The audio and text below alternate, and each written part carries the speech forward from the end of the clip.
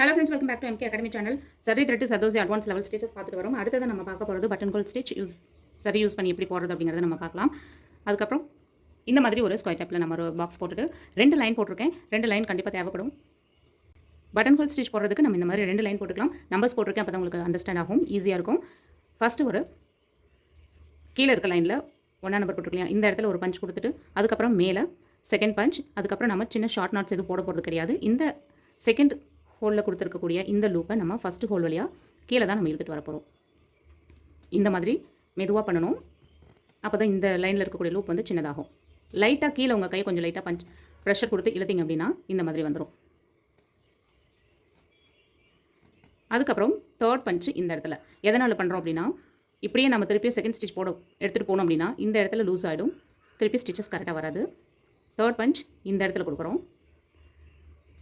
அதுக்கப்புறம் ஃபோர்த்து கீழே இருக்கக்கூடிய சேம் லைனில் இந்த பிளேஸில்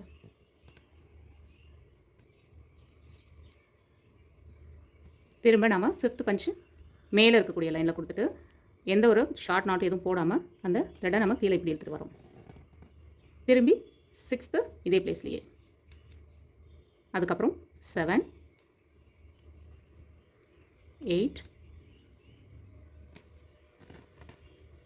9 இதே போல் கண்டினியூ பண்ணுறோம்.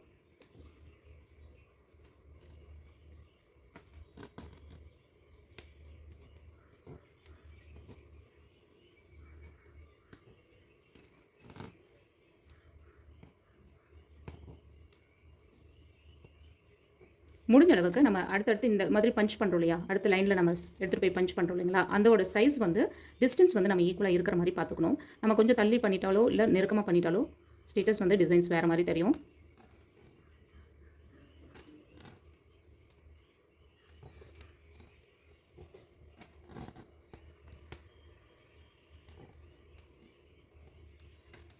அவ்வளோதாங்க, என்ன போட்டு முடிச்சுக்கலாம்.